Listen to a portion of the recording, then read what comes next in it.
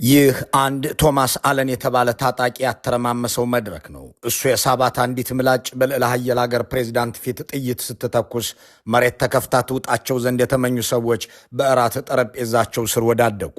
ፕሬዝዳንት ትራምፕ በዝግጅቱ ላይ ቁጭ ብለው ሲታዩ ያለ አንዳች ጠባቂ ወደ አዳራሹ የገቡ ዘና ብለውም የሚታዩ ይመስሉ ነበር። ይሁን እንጂ የነቁ የበቁ ደግሞም ሕይወታቸውን ሊሰውላቸው የተዘጋጁ ጠባቂዎቻቸው ከጥይቱ ባልተናነሰ ፍጥነት ደረሱና ከበቧቸው።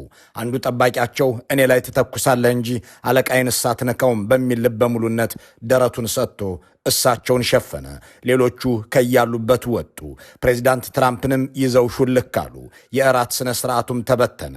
ያ በሳቅና በስላቅ የሚታወቀው የዋይት ሃውስ ዘጋቢዎች የእራት ዝግጅት በእንባ በሚራጩ ሰዎች ተተካ። በደነገጡ ሰዎች ተሞላ። ስነ ስርዓቱን ወትሮም ቢሆን ዶናልድ ትራምፕ አይወዱትም። ከዋይት ሃውስ ሆነው ለተለያዩ መገናኛ ብዙሃን የሚዘግቡ ጋዜጠኞች በዓመት አንድ ጊዜ በፕሬዝዳንቱ ጋባዥነት የሚሰናዳላቸው የእራት ግብዣ ኮሜዲያን የሚገኙበት፣ ቀልድ አዋቂዎች የሚታደሙበት፣ ፕሬዝዳንቱም በራሱና በሌሎች ላይ ሲቀልድ የሚታይበት፣ ዋና ዓላማውም መንግስትንና ሚዲያን ቀለል አድርጎ እንዲቀራረቡ ማድረግ የሆነ ለጋዜጠኞች ስኮላርሺፖችን የሚያመቻች ሰዎች ፖለቲካንና ጋዜጠኝነትን እንዲወዱት የሚጋብዝ ላለፉት 100 ዓመታት ሲካሄድ የቆየ ድግስ ነበር። ፕሬዝዳንት ትራምፕ ግን አቋርጠውት ከረሙ። በተለይ በመጀመሪያው ዙር የፕሬዝዳንትነት ዘመናቸው ይህንን የጋዜጠኞች የእራት ግብዣ አይካሄድም ብለው አስቆሙት። ምክንያቱ ምንድነው ተብለው ሲጠየቁ ይህንን የሐሰተኛ ዜና ዘጋቢዎች ማህበር እራት አላበላም አሉ። ይህንን ምርጥ የአሜሪካ ተሞክሮ መጣሎት ልክ አይደለም እያሉ የሚተቿቸው ሰዎች ሲበረክቱ ዘንድሮ ለመጀመሪያ ጊዜ እንዲሰናዳ አደረጉ። በዋሽንግተን ሂልተን ሆቴል ውስጥም እራቱ ለቅዳሜ ምሽት ተደገሰ። ሆኖም ገና ፕሮግራሙ ሳይጀመር አንድ ቶማስ አለን የተባለ ታጣቂ በአዳራሹ ውስጥ ጥይት ተኩሶ በጠበጠው። አንድም ሰው አልገደለም። አንድ የጸጥታ ባልደረባ ቆስሎ ወዲያው ታክሞ ከሆስፒታል ወጥቷል ተብሏል። ተኳሹ በቁጥጥር ስር ስለመዋሉም ተዘግቧል።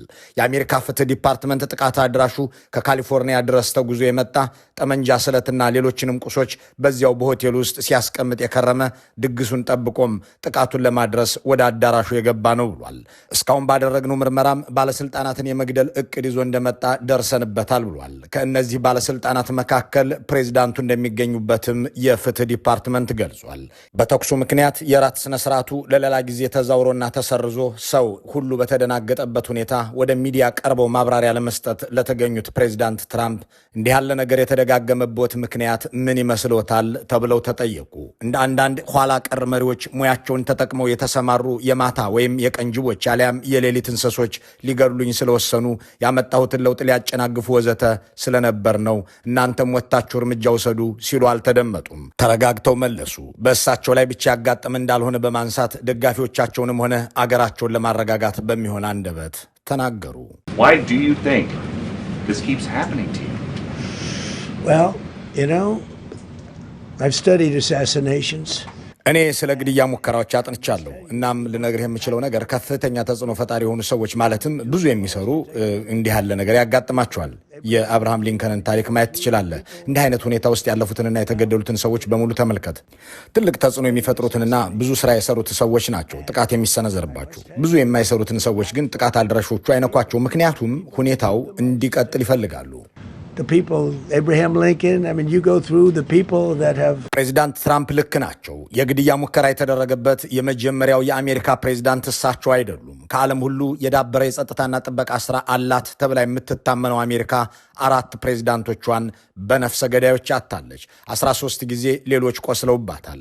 በጥቅሉ ከ45ቱ ፕሬዝዳንቶቿ 17ቱ በገዳዮቹ ኢላማ ውስጥ ገብተው ሞተውም ቆስለውም ታሪካቸው ተመዝግቦላቸዋል።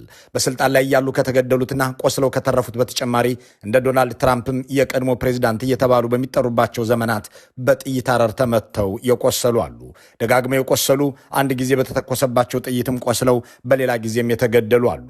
እኔ የመጀመሪያ አይደለሁም ያሉትን ፕሬዝዳንት ትራምፕን መነሻ አድርገን ሌሎቹ እነማን ነበሩ የሚለውን በዚህ ዝግጅት አለፍ አለፍ ብለን እንመለከታቸዋለን። አብራችሁን ቆዩ። Was an unemployed house painter from England who attempted to kill him on the 30th of January 18th. ጥር 29 ቀን 1835 በነሱ አቆጣጠር አንድ ዋርደን ዴቪስ የተባሉ የአሜሪካ ፓርላማ አባል በድንገት ሕይወታቸው አለፈ።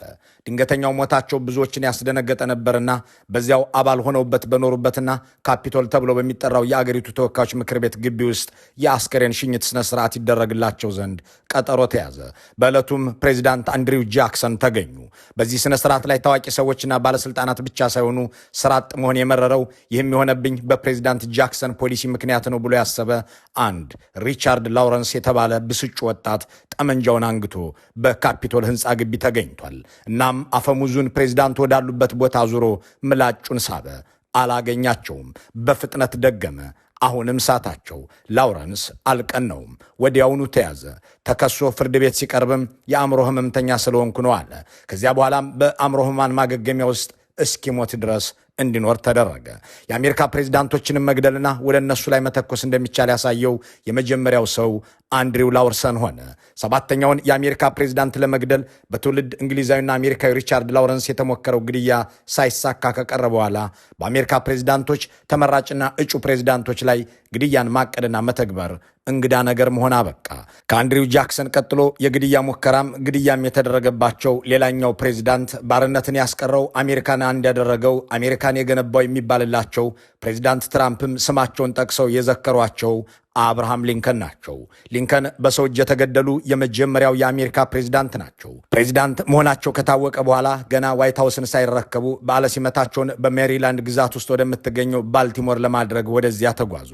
የካቲት 23 1861 በዓለ ሲመቱን ወደሚፈጽሙበት ቦታ ከደረሱ በኋላም አንድ አለን ፒከርተን የተባለ ሰው ያደራጃቸው ሴረኞች ሊገድሏቸው ሲሉ ተይዘዋል። ከ3 ዓመታት በኋላ በነሐሴ 1864 ግን የከፋው ሙከራ ተፈጸመባቸው። በዚያው በዋይት ሃውስ ግቢ ፈረስ ጋልበው እየተጓዙ እያለ ማንነቱ ካልታወቀ አንድ ተኳሽ የተላከች ጥይት ባርኔጣቸውን ይዛ ሄደች። እሳቸውም ምንም ጉዳት ሳይደርስባቸው ለጥቂት ተረፉ። ዶናልድ ትራምፕ ላይ ባሳለፍነው ዓመት እንደተደረገው ጥቂት ጨረፍታ እንኳን ሳያገኛቸው ባርኔጣቸውን ገብረው ከሞት አመለጡ። በዓመቱ ሚያዝያ 1865 የተተኮሰባቸው ጥይት ግን ባርኔጣቸውን ሳይሆን ነፍሳቸውን ወሰደ። ነገሩ እንዲህ ነው። አብርሃም ሊንከን ስልጣን ከያዙ በኋላ በተከፈተው ፎርድስ ቲያትር ቤት አንድ አወር አሜሪካን ከዝን የተባለ ተውኔት ይቀርብ ነበር።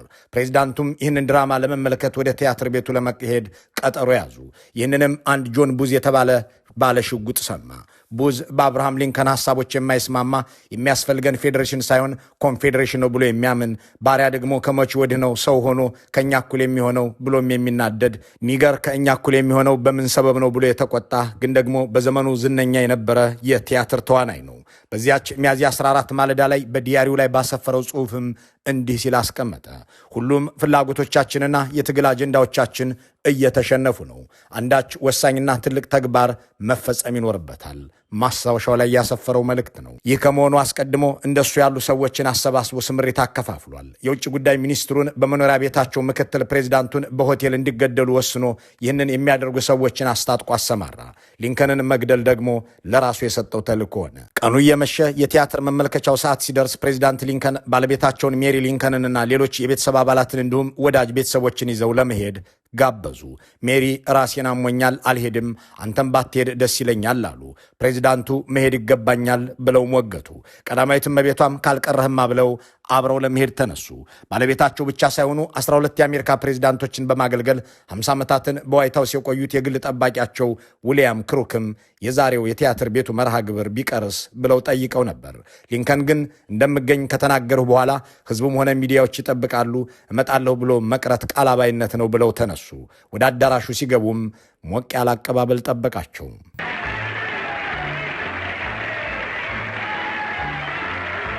ሊንከን ከባለቤታቸውና ከሌሎች ባለስልጣናት ቤተሰቦች ጋር ሆነው ወደ አዳራሹ ከመግባታቸው አስቀድሞ ሊገድላቸው የወሰነው ቡዝ በቲያትር ቤቱ ተገኝቷል። ብዙ አልኮልም ሲጠጣ ውሏል። እሱ በዚህ ቲያትር ቤት ቤተኛ ነው። መድረኩንም ተዋናያኑንም ያውቃቸዋል። ጓደኞቹ የሙያ አጋሮቹና የሥራ ባልደረቦቹ ናቸው።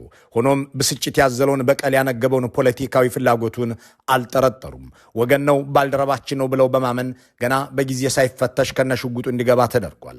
እሱም ጥበቃውን ብዛም የጠነከረ እንዳልሆነ ተገንዝቧል። በእርግጥም የሊንከን ዋና ዋና ጠባቂዎች በዕለቱ አልነበሩም። እናም እንደ ተመልካቹ ሆኖ ወደ አዳራሹ ዘለቀ። ለፕሬዝዳንቱ ከተያዘው ቦታ አቅራቢያ እንዲመቸው አድርጎም ራሱን አስቀመጠ። ቡዝ ቲያትሩን ከዚህ በፊት አይቶታል። የትኛው ጋር እንደሚያስቅ የትኛውም ጋር እንደሚያሳዝን በሚገባ ያውቃል። እናም ሰው በሳቅ በሚያውካካበት ወቅት ሽጉጡን ለመተኮስ ወስኗል። ቲያትሩ ለታዳሚያኑ መቅረብ ሲጀምርና በተለይም በሃሪ ዋውክ የሚተወነው ቃለ ተውኔት መደመጥ ሲጀምር ሰው በሳቅ መንከትከት ጀመረ። ራሳቸው ሊንከንም እየሳቁ ባለበት ሰዓት ቡዝ ምላጩን ሳበ። በግራ ጆሮ ግንዳቸው ስር ወደ ጭንቅላታቸው የተኮሰው ጥይት ወደ ውስጥ ገባ። ኢላማውን በትክክል እንደመታ ያወቀው ቡዝ ሽጉጡን ጥሎ እነ ሊንከን ተቀምጠውበት ከነበረው የአዳራሹ የላይኛው መቀመጫ ላይ ዘሎ ወረደ። ቢላ በእጁ ይዞም ጮኸ። አድርጌዋለሁ፣ ፈጽሜዋለሁ ብሎ ሲናገር በእጁ የያዘውን ቢላ ያውለበልብ ነበር። ይህ የቡዝ ማሳሳቻ ነበር። መፈክሩን ካሰማ በኋላ መድረኩን አቋርጦ መሮጥ ቀጠለ።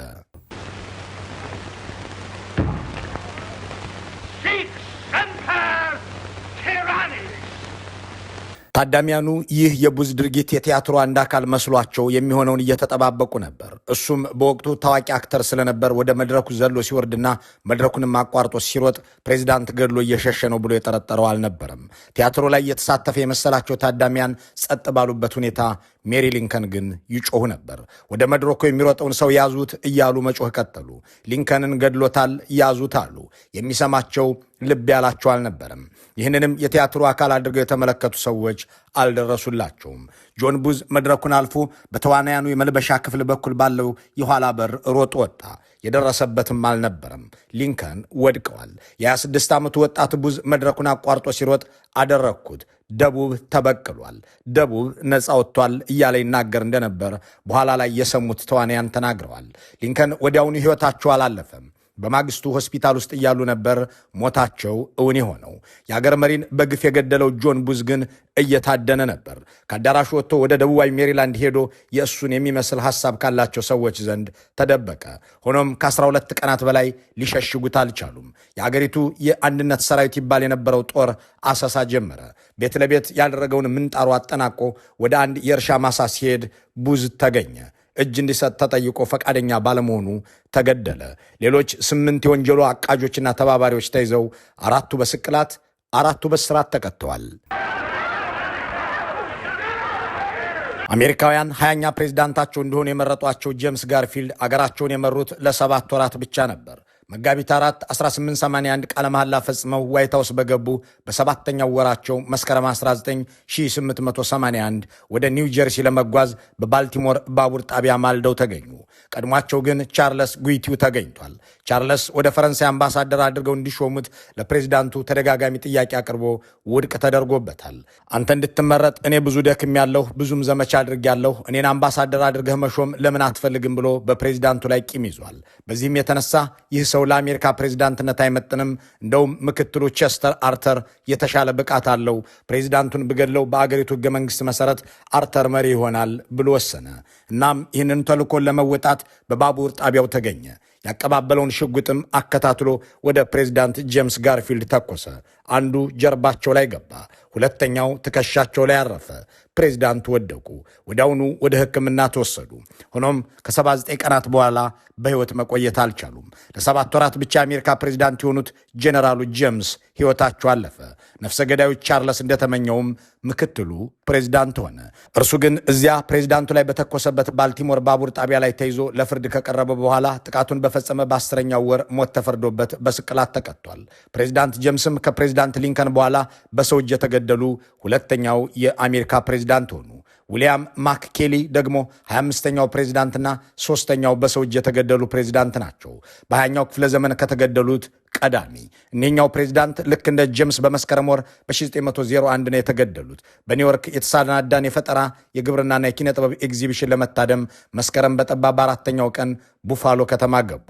ጉብኝታቸውን እያካሄዱ እያለ ግን አንድ ፕሬዝዳንቱን በመግደል በአሜሪካ አብዮት አመጣለሁ ብሎ የተነሳ ሊዮን የተባለ አናርኪስት ነጥብ 32 በተባለ ሽጉጥ ተኮሰባቸው። የመጀመሪያው ሳታቸው፣ ሁለተኛው ግን ሆዳቸውን አገኘ።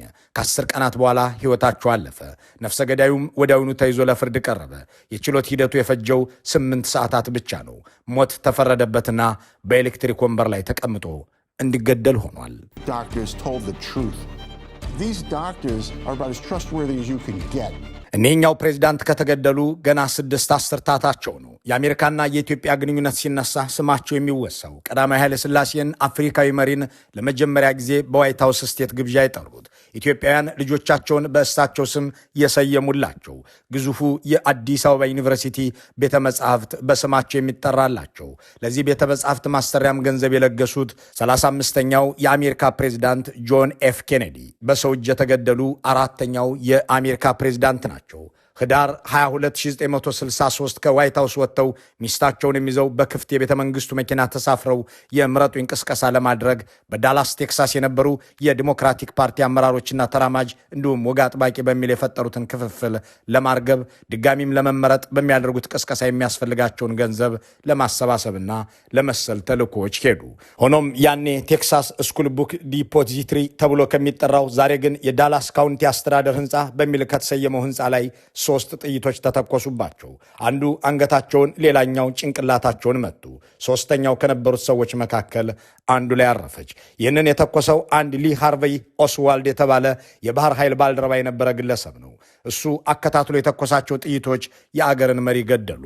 ኬኔዲ ከእሳቸው በፊት በሰው እጅ እንደተገደሉት ፕሬዝዳንቶች የቀናት ወይም የሳምንታት አሊያም የሰዓታት ተጨማሪ ዕድሜ አላገኙም። በተመቱ በ30 ደቂቃ ውስጥ ሕይወታቸው አለፈ። ገዳያቸው ኦስዋልድ ኬኔዲ ላይ እንዲተኮስ ያነሳሳው ጸረ አሜሪካ አቋሙና ማርክሲስታዊ ሐልዮቱ ናቸው የሚሉ፣ የአእምሮ ህመም ስለነበረበት ነውም የሚሉ፣ በኪውባ መንግስት ተልእኮ ተሰጥቶት ነውም የሚሉ ብዙ ምክንያቶችን እየደረደሩ የሚጽፉ ሰዎች አሉ። ሆኖም ኦስዋልድ ብዙ አልከረመም። ኬኔዲን በገደለ በ45 ደቂቃ ውስጥ በቁጥጥር ስር ውሎ ነበር። እንዲያም ሆኖ የያዙትን ፖሊሶች ገድሎ አመለጠ። በሁለተኛው ቀን ግን ተይዞ ተገደለ። የእሱ አገዳደልም እስካሁን የኬኔዲን ሞት ሚስጥራዊ አድርጎት ዘልቋል። ኦስዋልድን የገደለው ጃክ ሩቢ የተባለ የአንድ የምሽት መዝናኛ ባለቤት ነው። ለምን ገደልከው ሲባል ኬኔዲን ገድሎ በሕይወት ሳይው አባሳጨኝ ብሎ መልሷል። ሩቢ ኦስዋልድን ያገኘው ፖሊስ እጁን በካቴና አስሮ ወደ ዳላስ ሊያጓጉዘው እየተዘጋጀ እያለ ነበር በሩቢ የተገደለው። ሩቢም ተይዞ ለፍርድ ቀርቧል። የፍርድ ሂደቱ ሳይጠናቀቅም በዚያው በእስር ቤት ውስጥ በካንሰር ህመም ሕይወቱ አልፏል። ፕሬዚዳንት ትራምፕ በተደጋጋሚ የግድያ ሙከራ ተደርጎብኛል ይላሉ። በተለይ በምርጫ ቅስቀሳ ወቅት ደማቸውን እያፈሰሱ ያደረጉት ቅስቀሳ ፕሬዚዳንት አድርጎ እንደገና ካሾማቸው በኋላ ጽሕፈት ቤታቸው ባዘጋጀው እራት ግብዣ ላይ ሞት ተደግሶላቸው ነበር። እሱንም ባሳለፍነው ቅዳሜ ምሽት አምልጠዋል ተብሏል። ከዶናልድ ትራምፕ በፊት ስልጣን የለቀቁና የግድያ ሙከራ የተደረገባቸው ብቸኛ ሰው ቴዎዶር ሩዝቬልት ነበሩ። ስልጣን ላይ ያሉ ባልሞ ተኳሾች በተፈጸመባቸው ጥቃት ቆስለው የተረፉ አገር መምራታቸውንም የቀጠሉ ብቸኛ ፕሬዝዳንት ደግሞ ሮናልድ ሬገን ናቸው። በጠቅላላ አሜሪካን ከመሩ 46 ፕሬዝዳንቶች መካከል 13ቱ በተለያየ መልኩ ግድያ ተሞክሮባቸዋል። 4ቱ ደግሞ ተገድለዋል። መልካም ሁሉ በመመኘት በዚሁ እንሰናበታለን።